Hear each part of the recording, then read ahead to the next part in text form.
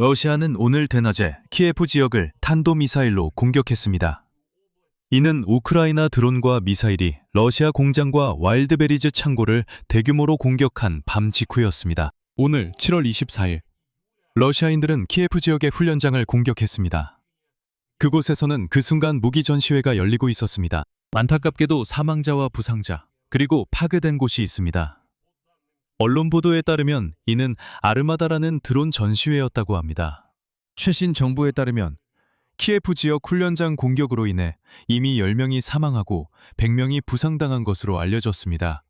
그리고 오늘 우리가 이 주제를 엄격하게 다루게 될 이유가 되는 세부 사항이 있습니다. 이 전시회가 훈련장에서 열린다는 공지는 인터넷에 공개되어 있었습니다. 즉, 러시아인들이 이 행사를 알 수 있었다는 뜻입니다. 공개된 자료를 통해서요. 그리고 특정 행사에 맞춰 정확히 타격할 수 있었습니다.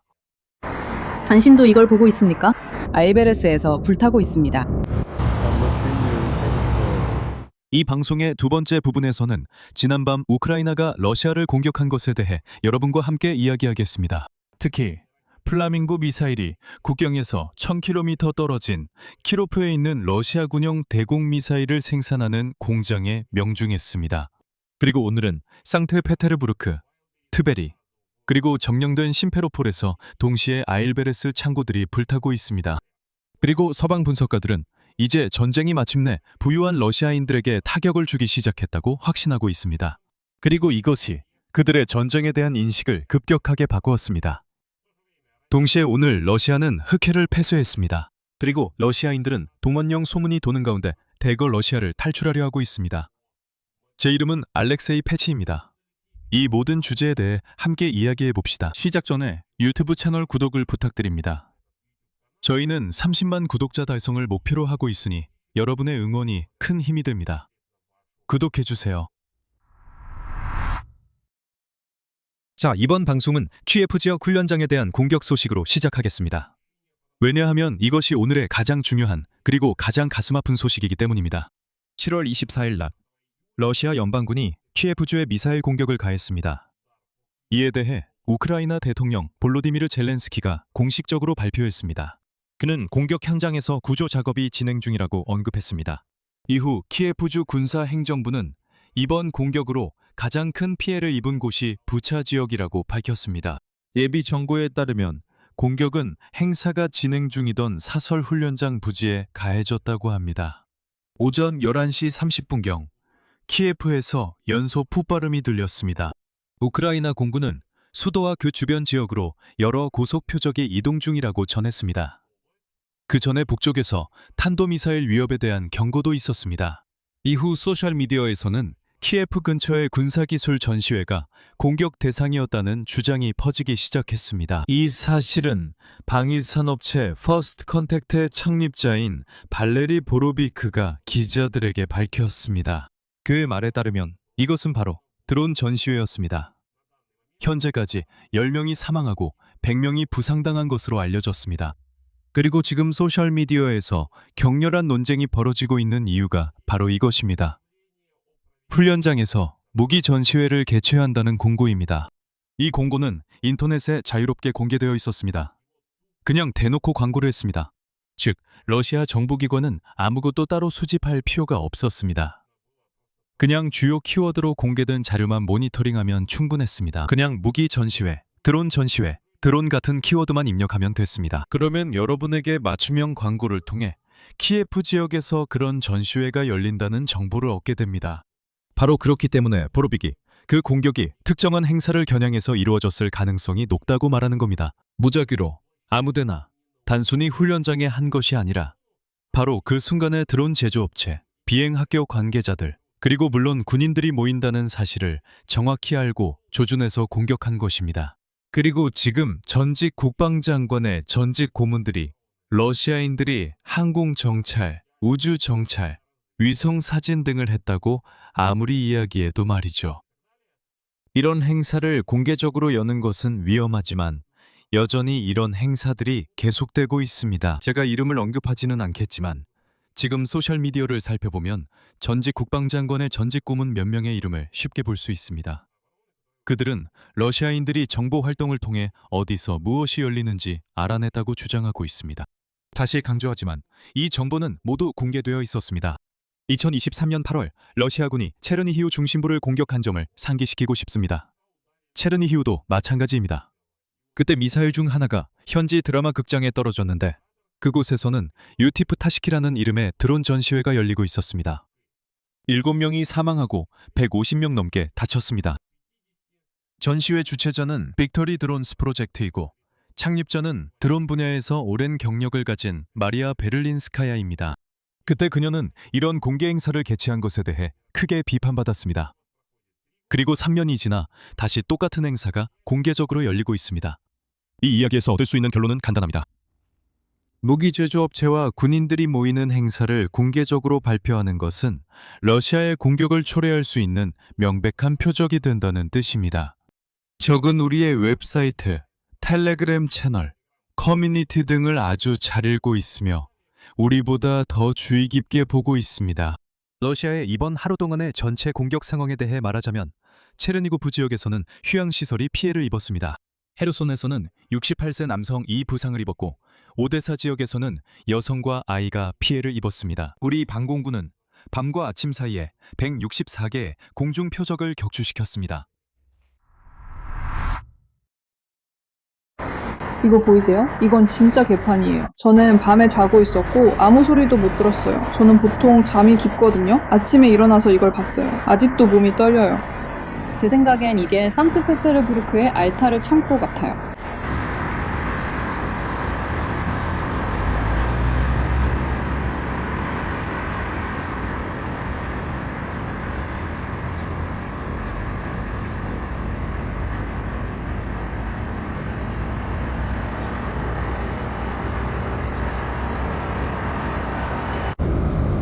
불타고 있어요. 와일드베리스.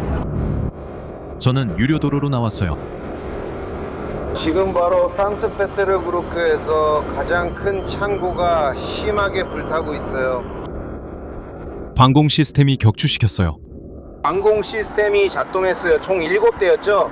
모든 창고를 지나쳐서 정확하게 와일드베리스를 타격했어요.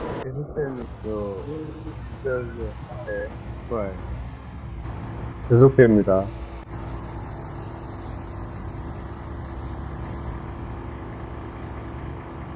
계속됩니다. 계속됩니다. 계속됩니다.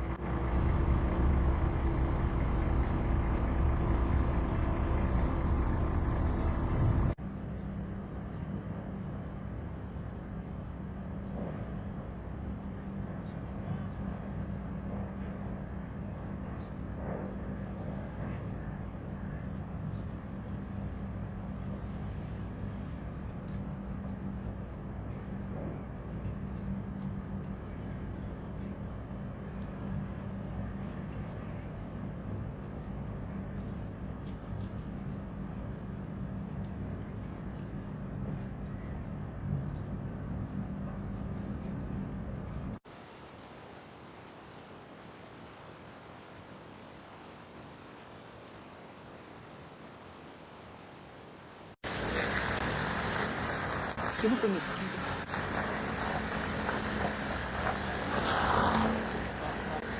계속. 네가 있어서 고마워. 네가 있어서 고마워. 지난밤 러시아 전역이 불탔습니다. 7월 24일 아침 우크라이나 방위군이 키로프시에 있는 방위산업시설을 타격했습니다.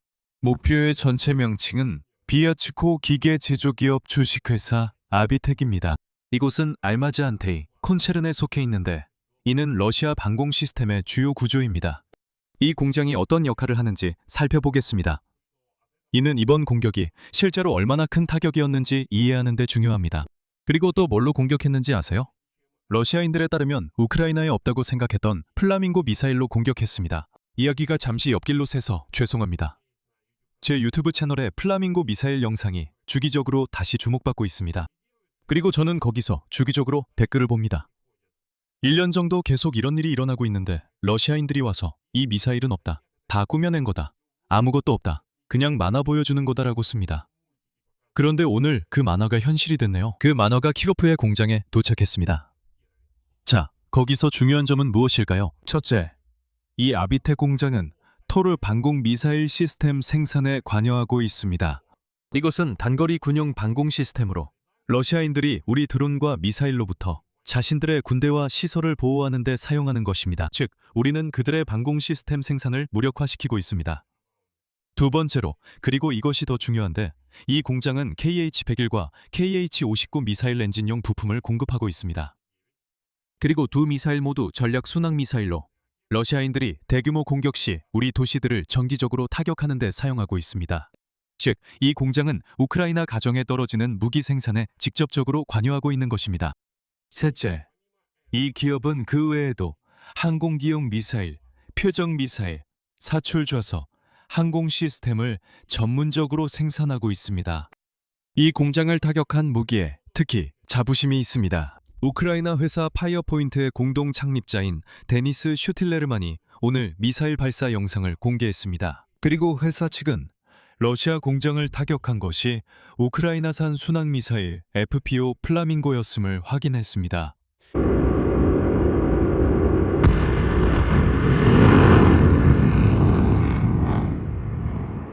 우크라이나 국경에서 직선거리로 1000km가 넘는 거리인데, 즉 우리 자체 미사일, 우리 생산품이 1000km 안쪽까지 들어갔다는 건 제 생각엔 꽤 대단한 성과입니다.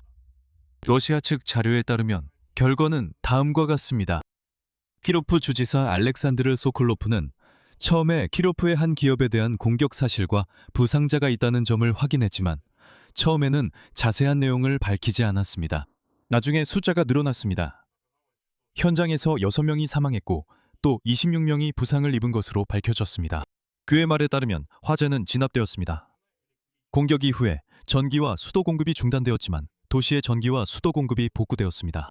목격자에 따르면 폭발 충격파로 타격 지점에서 300m 떨어진 건물 유리창이 깨졌다고 합니다. 이로 인해 충격의 강도가 분명해집니다.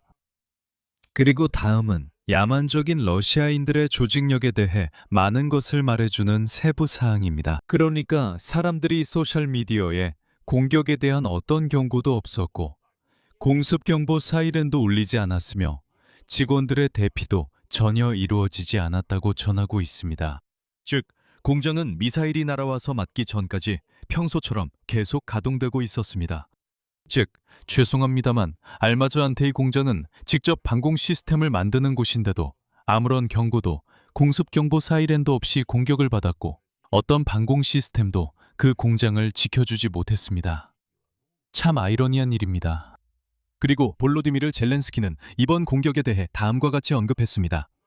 인용하자면 오늘 우리 우크라이나 방위군이 러시아 키로프에 있는 가장 중요한 군수공장 중 하나를 타격했다. 이 공장은 항공 및 미사일 장비에 사용되는 부품을 공급하는 곳으로 특히 우리 도시와 지역사회에 대한 대규모 공격에 사용되는 무기들에 쓰입니다. 그리고 그는 이것이 러시아의 우크라이나 공격에 대한 정당한 응징이라고 말하며 장거리 제재가 거의 1350km 떨어진 석유 시설에 효과적으로 작동했다고 덧붙였습니다. 즉, 키로프에 있는 미사일 공장뿐만 아니라 다른 곳도 공격했다는 뜻입니다. 그리고 키로프가 불타는 동안 우리의 드론들, 즉 미사일이 아니라 드론들이 물류시설을 타격했습니다. 그리고 이번에는 러시아 북부, 그들의 제2의 수도까지 포함해서 공격이 이루어졌습니다. 특히 상트페테르부르크에서는 FP-1 드론이 물류단지를 공격했습니다. 와일드베리스 물류단지는 러시아 북서부 전체에서 이 회사의 가장 큰 상품 처리 및 분배센터 중 하나입니다. 몇 차례 명중 후 그곳에 큰 화재가 났습니다. 간조하지만 명중이 여러 번 있었습니다. 어떤 방공 시스템도 전혀 방어하지 않았고 아무도 이 공격을 제대로 막으려고 시도조차 하지 않았습니다.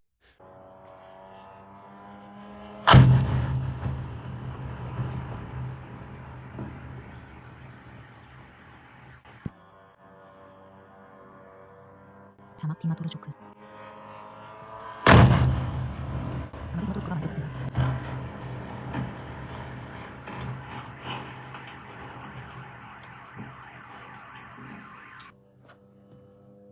저기 날아가고 있어요.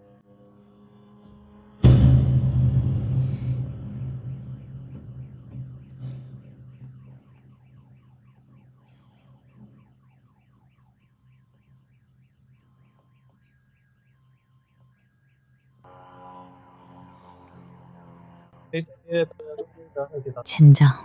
씨발.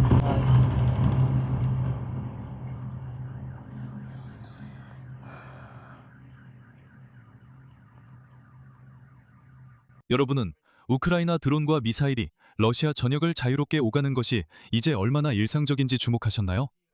거리가 1300km든 500km든 상관없습니다.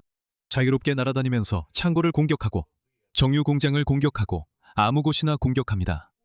그리고 자랑하던 러시아의 방공망. 그 방공망은 이 상황에 대해 아무것도 할 수 없습니다. 저는 기억합니다. 처음에는 그들이 뭔가를 격추시키기도 했지만 지금은 이런 일이 완전히 일상적인 일이 되어버렸습니다. 그리고 레닌그라드 주의 주지사 알렉산드르 드로주덴코는 물론 새벽 3시가 지난 후에 그 지역에서 무인기 33대를 격추했다고 주장했습니다. 뭐 전형적인 표현이죠. 다 격추시켰다고 하면서도 동시에 소셜미디어에서는 지역 전역에 대규모 공격이 있었다는 소식이 올라오고 있었습니다. 계속해서 트베리입니다. 지역 수장 비탈리 코롤레프는 공격 이후 엘레바토르 마을의 물류센터 행정 건물에서 화재가 발생했다고 전했습니다. 현지 주민들은 화재를 사진과 영상으로 촬영했습니다. 당국은 사건의 규모를 구체적으로 밝히지 않았지만 그곳에서도 창고가 불타고 있는 것이 분명합니다. 그리고 가장 단적인 예입니다. 현재 우크라이나 군대는 우크라이나 크림반도에서 저 더럽고 야만적인 러시아인들이 가져온 쓰레기를 치우고 있습니다. 심페로폴에서도 밤에 드론이 날아온 후 와일드베리스 창고에서 화재가 발생했습니다. 전반적으로 와일드베리스 창고 파괴가 한창 진행 중입니다. 그리고 이제 가장 흥미로운 부분인데 이것이 어떻게 작동하는지입니다. 군사적인 의미가 아니라 사회적, 심리적인 의미에서요. 이 공격들은 바로 와일드베리스 창고를 겨냥한 것입니다. 오늘 저는 월스트리트 저널을 열어봤는데 거기서 기사를 봤습니다. 그 매체는 와일드베리스에 대한 공격에 대해 다뤘습니다. 사실 거기서는 별도의 분석과 함께 크렘린에게 매우 불쾌한 결론을 내렸습니다. 즉, 그 매체의 핵심 주장은 이렇습니다. 4년 동안 크렘린은 전쟁의 결과로부터 러시아인들을 열심히 보호하며 부유한 도시 거주자들에게는 정상적인 삶이 유지되는 것처럼 보이게 했고 가난한 사람들은 그냥 우크라이나로 보내 죽게 했습니다. 상황은 이랬습니다. 가게들은 영업하고 배달도 오고 전쟁은 어딘가 멀리 TV 속에만 있었습니다. 하지만 이제 우크라이나의 드론이 국내 최대 전자상거래 기업의 물류센터를 공격하면서 전쟁이 러시아 중산층의 가정으로 옮겨지고 있습니다. 그리고 기사에 따르면 와일드베리스 서비스를 한 달에 8,100만 명이 이용한다고 합니다. 이는 러시아 인구의 절반이 넘는 수치입니다. 월스트리트 저널은 우크라이나에 수개월에 걸친 정유공장 공격 캠페인으로 연료 부족이 발생하면서 물류센터 사태 이전에도 불만이 쌓여왔다는 점을 지적합니다. 그리고 이어서 이 매체는 이번 주 분석 메모에서 옥스퍼드 이코노믹스의 평가를 인용합니다. 그대로 전해드리겠습니다. 연료 위기는 아마도 2022년 9월 신규 병력 동원 이후 일반 시민들에게 가장 두드러진 충격일 것입니다. 이와 함께 매체는 블라디미르 푸틴이 경제 악화에 대응하여 자신의 군사적 야망을 줄이려는 어떠한 의지도 전혀 보이지 않는다고 강조합니다. 즉, 국민들은 힘들어지는데도 그는 계속합니다. 이것이 러시아 현실을 가장 잘 보여줍니다. 러시아 국민들이 굶어 죽어도 푸틴은 신경 쓰지 않을 것입니다. 왜냐하면 그에게는 전쟁, 로마, 돈바스, 그리고 그 밖의 모든 것이 있기 때문입니다. 이 모든 이야기의 논리적 결말입니다. 러시아인들의 반응에 관한 두 가지 소식이 있습니다. 첫 번째 소식입니다. 러시아는 오늘 공식적으로 흑해에서 자국 해역을 항해의 위험한 구역으로 선포했습니다. 러시아인들이 이제 오데사 항구에 선박이 들어오지 않는다고 기뻐할 틈도 없이 알고 보니 그들 쪽으로도 선박이 오지 않는다는 사실이 드러났습니다. 블룸버그는 이 경고가 흑해의 러시아 배타적 경제 수역에 있는 모든 선박을 대상으로 한다고 보도했습니다. 러시아 국방부는 이를 우크라이나의 무인기와 해상 드론 공격 위협 때문이라고 설명했습니다. 이 변화의 규모를 한번 생각해 보세요. 4년 동안 우크라이나 항구를 압박하려 했던 나라가 이제는 자국 해역이 안전하지 않다고 스스로 인정하고 있는 것입니다. 즉, 우리의 해상 및 공중 드론이 흑해를 러시아인들에게 골칫거리로 만든 것입니다. 두 번째 소식입니다. 러시아인들이 러시아를 탈출하고 있습니다. 여권을 어떻게 발급받는지, 비자 없이 어느 나라로 갈 수 있는지에 대한 인터넷 검색 횟수가 전면전이 시작된 이후로 매우 빠르게 최고치를 기록했습니다. 이유는 분명합니다. 7월 20일, 러시아 연방 국가두마는 단 하루 만에 강도 및 마약 밀수로 유죄 판결을 받은 사람들에게 전선에 나갈 수 있도록 허용하는 법을 통과시켰습니다. 러시아 국가근위대는 동원령과 계엄령 기간 동안 권한 확대를 준비하고 있습니다. 우크라이나 정보기관은 올가을 징집 인원이 최소 50만 명에 이를 것이라고 밝히고 있습니다. 그리고 이 주제에 대해 어제 별도의 방송을 했습니다. 거기서 왜 러시아인들이 정말로 두려워하고 러시아에서 도망쳐야 하는지에 대한 모든 논리를 분석했습니다. 왜냐하면 정말로 모든 요소들이 푸틴이 가을에 동원령을 선포할 것이라는 점을 가리키고 있기 때문입니다. 어떤 형식이 될지는 또 다른 문제입니다. 그러니까 아직 보지 않으셨다면 채널에 들어가서 이 주제에 대한 이전 영상을 시청해보세요. 사실 도망치기가 점점 더 어렵습니다. 알고 보니 공식적으로 1년 동안 300만 명이 넘는 러시아인들이 이미 출국 제한을 받았습니다. 그리고 남성들에게는 그냥 여권 발급을 거부합니다. 오늘은 힘든 날입니다. 키예프 지역 훈련장에 대한 탄도미사일 공격으로 아픔이 있습니다. 그곳에서는 아르마다 전시회가 열리고 있었습니다. 그곳에서 10명이 사망하고 수십 명이 다쳤습니다. 이는 이 방송 녹화 시점에 알려진 사실입니다.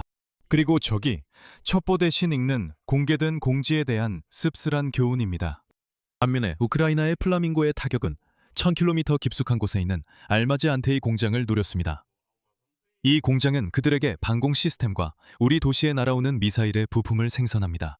그리고 상트페테르부르크에서 심페로폴까지 와일드베리스의 4개 창고가 한꺼번에 불탔습니다. 그리고 가장 중요한 것은 그 효과입니다. 전쟁이 러시아 중산층에게까지 닿았습니다. 연료 위기는 2022년 동원령 이후로 평범한 러시아인들에게 가장 크게 체감되는 충격이 되었습니다. 사람들은 대거 러시아를 떠날 방법을 찾고 있습니다. 크렘린은 자국의 흑해 해역을 위험 지역으로 선포했습니다. 여기서 말을 줄이겠습니다. 여러분의 의견과 결론을 이 영상 아래 댓글로 남겨주세요. 채널 구독과 알림 설정, 그리고 좋아요도 잊지 마세요.